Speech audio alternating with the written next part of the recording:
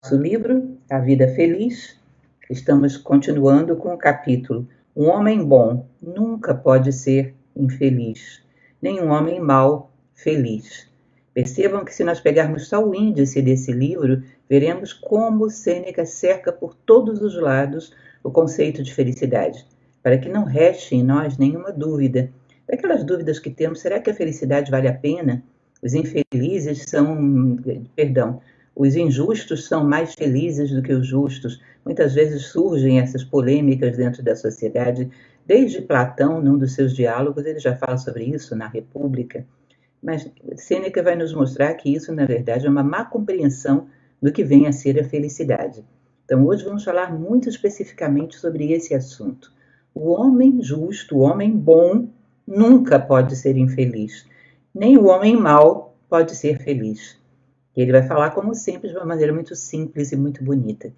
Espero que vocês estejam acompanhando a leitura, porque é um livro que vale muito a pena. Só de lê-lo já nos traz algum grau de felicidade, porque nos mostra como está totalmente sob nosso poder a felicidade. Vamos lá, então, começando a nossa leitura. Logo na página 46, primeiro parágrafo, as primeiras frases, veja que interessante. Não há na escala da natureza uma conexão mais inseparável de causa e efeito do que no caso da felicidade e da virtude. Ou seja, a virtude sempre terá como efeito a felicidade.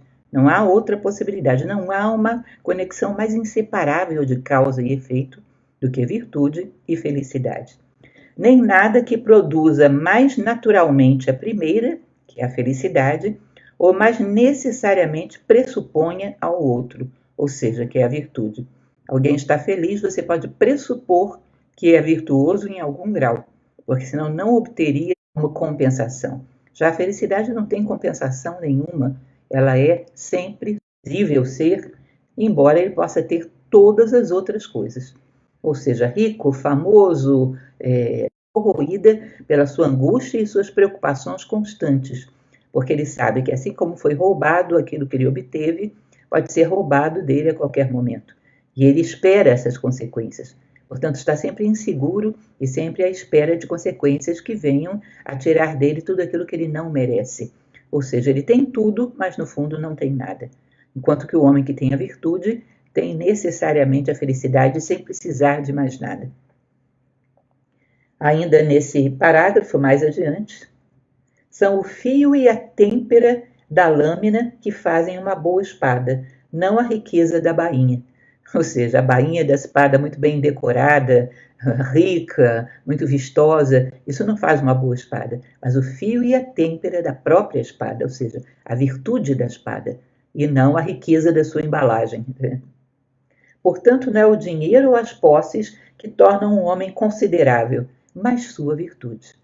E mais cedo ou mais tarde, isso vai vir à tona. Vai vir à tona que esse homem é o que tem realmente valor, e o outro apenas ostenta algo que ele não é. E mais cedo ou mais tarde virá a sua miséria à tona. Nós muitas vezes não temos o hábito de acompanhar a vida daqueles que são apenas figuras de vários seguidores, figuras de muita ostentação, e não sabemos, não vamos até o final da vida deles para ver como terminam. Mas sabemos que a justiça é infalível, é inexorável, e constantemente dá a esse homem noites turbulentas, e uma vida incerta, e uma vida de angústia. Continuando, ele vai dizer: é dever de todo homem tornar-se valioso para a humanidade. Olha que coisa bonita, gente. É dever de todo homem tornar-se valioso para a humanidade. Se puder, para muitos, se não, para menos, se não, para o seu próximo, mas no mínimo para si mesmo. Ou seja, acrescentar valor, ou seja, valores, virtudes, sabedoria, felicidade, não apenas a si, se possível, mas aquele que tem diante de si, aos mais próximos, se possível a todos. Mas ele deve ser fator de soma, ele deve ser valioso para a humanidade, para que a sua vida seja dotada de sentido. Isso é o que constantemente temos falado nas minhas palestras, nas minhas falas, sempre acrescento esse dado extremamente importante. Temos que ser fator de soma. Existem duas repúblicas, uma grande, que é a natureza humana, e uma menor, que é o lugar onde nascemos. Ou seja, duas repúblicas. Primeiro, a natureza humana a qual pertencemos, e a segunda, o lugar onde nascemos, o lugar físico onde nascemos. Alguns servem aos dois ao mesmo tempo, alguns apenas às maiores e outros apenas aos menores. A maior pode ser servida em privacidade, ou seja, a natureza humana, que é a maior, pode ser servida em privacidade, solidão, contemplação, e talvez dessa forma melhor do que qualquer outra. Mas era a intenção da natureza, entretanto, que servíssemos a ambos. Interessante, né?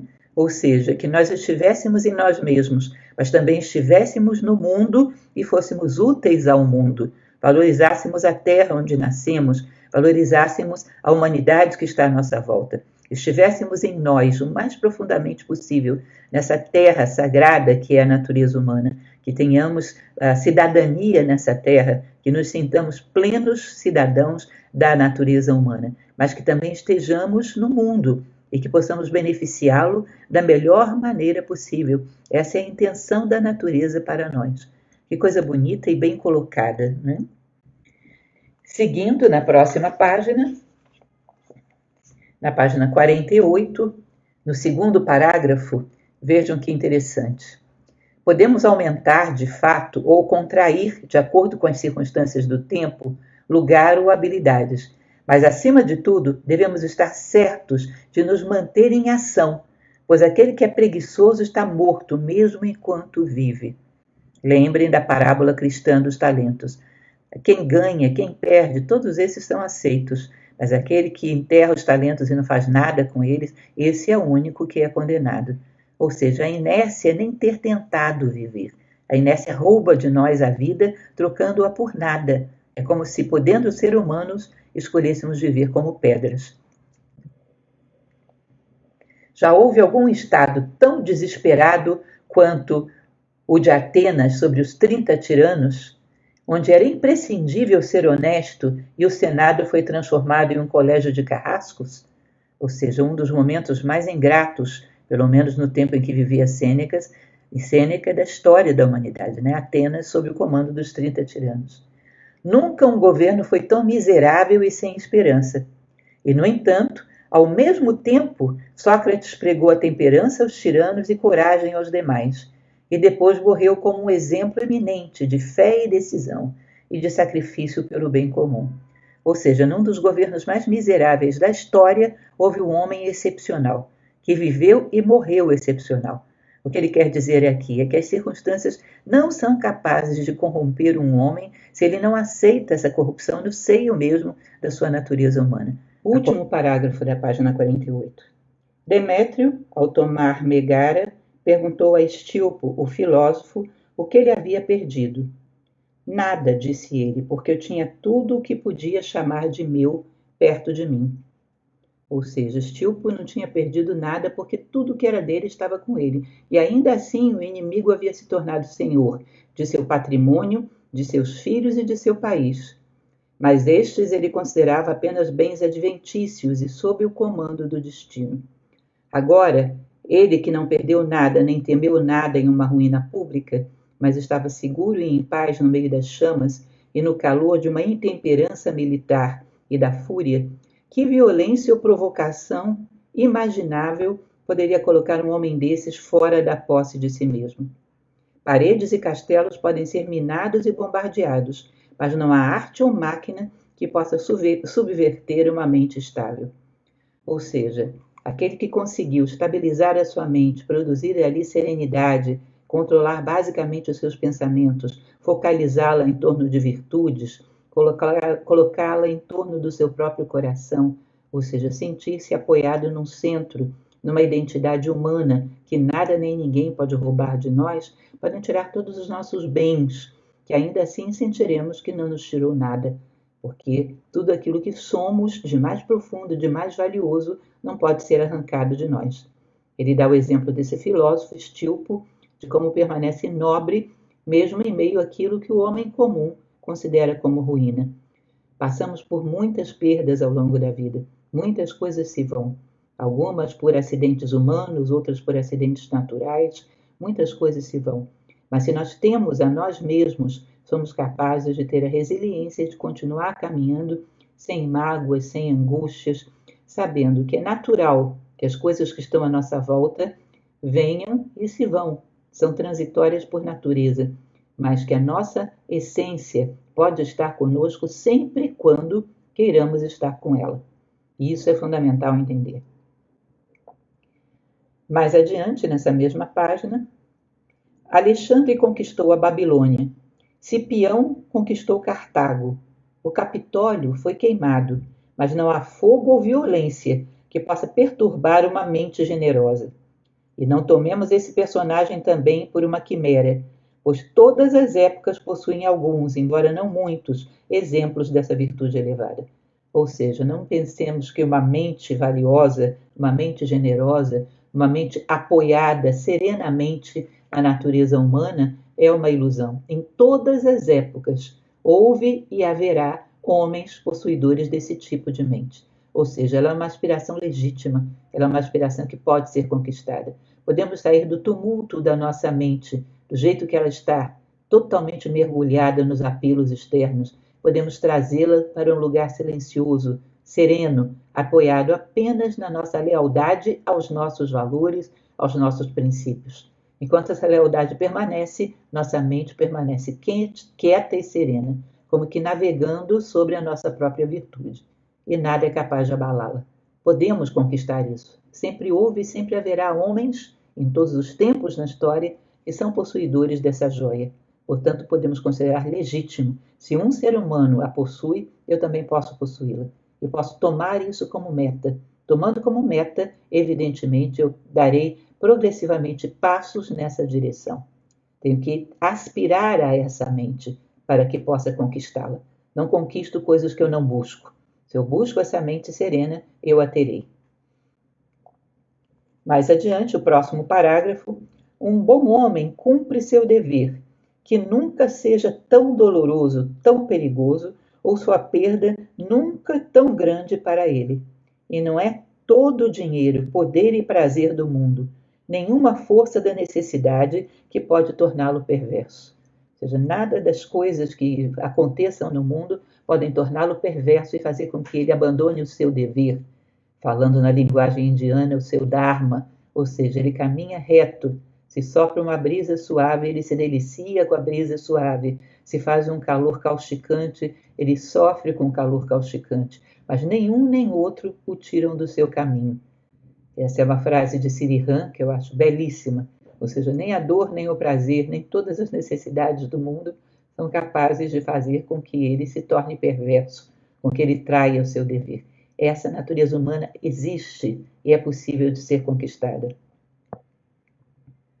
Ele considera o que deve fazer, não o que deve sofrer, e continuará em seu curso, embora não deva haver nada além de forças e tormentos no seu caminho. E nesse caso de Estilpo, que depois de perder seu país, sua esposa, seus filhos, a cidade em chamas sobre sua cabeça, escapando ele mesmo com dificuldade e nu das chamas, salvei todos os meus bens, diz ele, minha justiça, minha coragem, minha temperança, minha prudência, não contabilizando nada seu ou valioso, e mostrando como era muito mais fácil vencer uma nação do que um homem sábio. Que bonito isso, né? Saindo de lá, chamuscado no meio das chamas, salvando-se com dificuldade, ele diz: aquilo que eu sou não foi tocado. Muito pelo contrário, às vezes nas adversidades chegamos mais perto daquilo que somos.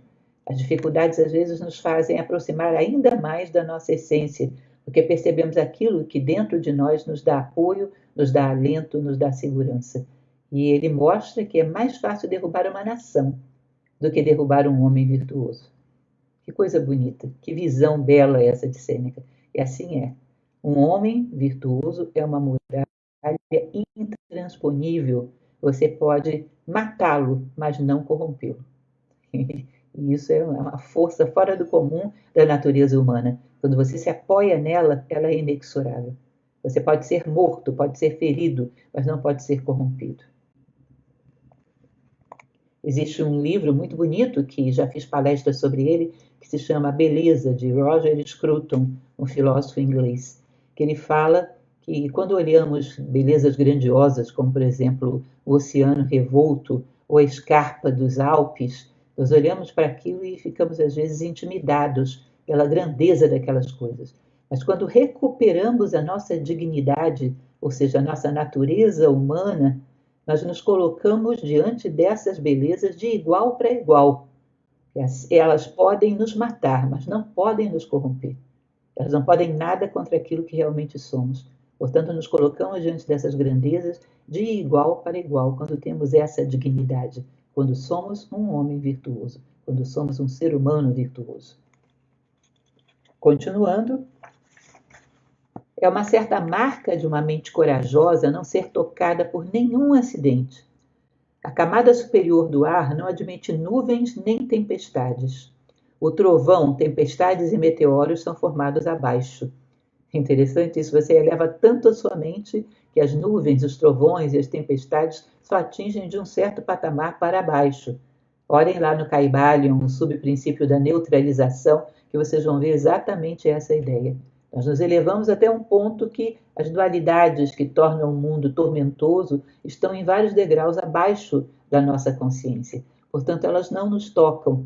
E além de não nos tocarem, podemos inclusive ajudar a minimizar essa tempestade, ajudar a suavizar os dramas dos degraus que ficaram para trás. Somos pacificadores, somos aqueles que têm o poder de interferir sobre a história, uma vez que não somos um joguete na mão dos fatores da história. Adquirimos autoridade sobre ela. E esta é a diferença entre uma mente média e uma mente elevada. A primeira é rude e tumultuada, a segunda é modesta, venerável, composta e sempre quieta em sua posição. Em suma, é a consciência que pronuncia sobre o homem se ele está feliz ou infeliz. Ou seja, essa consciência vai dizer se ele está feliz ou infeliz. Essa consciência apoiada sobre a virtude, sempre quieta, serena, estável, impossível de ser destruída, de ser afetada. Essa é que determina a sua felicidade. Se você tem a sua consciência apoiada sobre a virtude, a felicidade sempre estará com você. E os fatores externos não serão capazes de tocá-lo. Mas embora o sacrilégio e o adultério sejam geralmente condenados, quantos ainda há que não corem com o primeiro e, na verdade, se vangloriem do outro? Pois nada é mais comum do que, para os grandes ladrões, cavalgarem em triunfo enquanto os menores são punidos.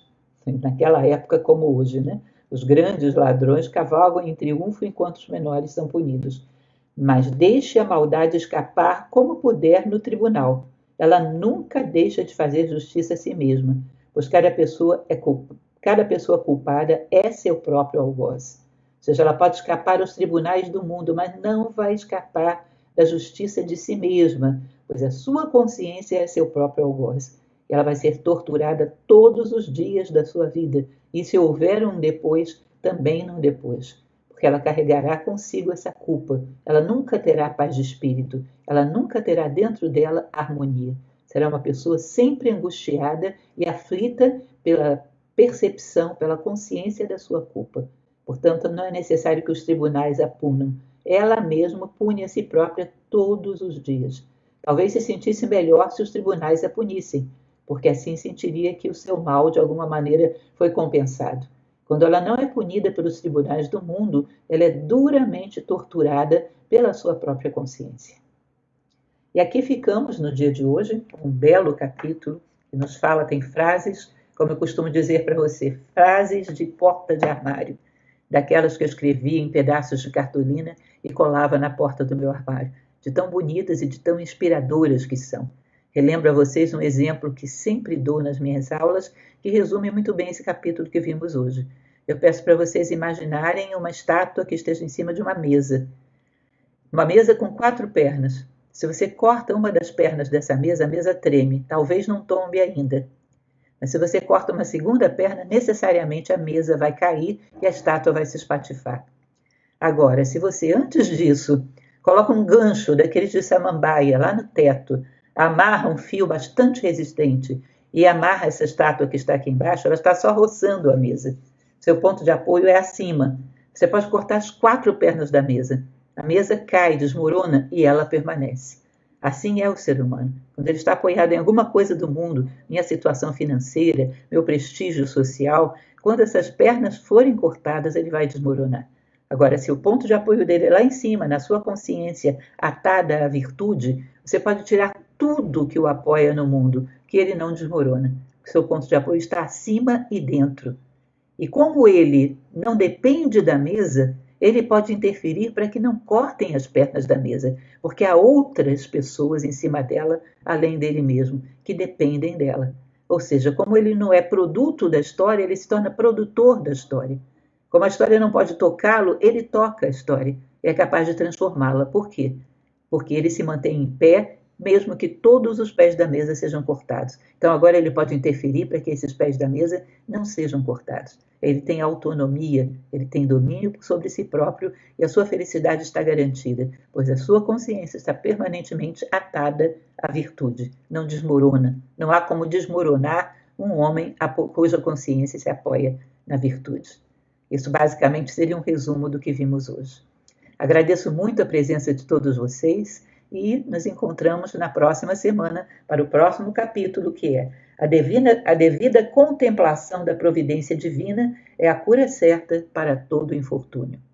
Um grande abraço a todos.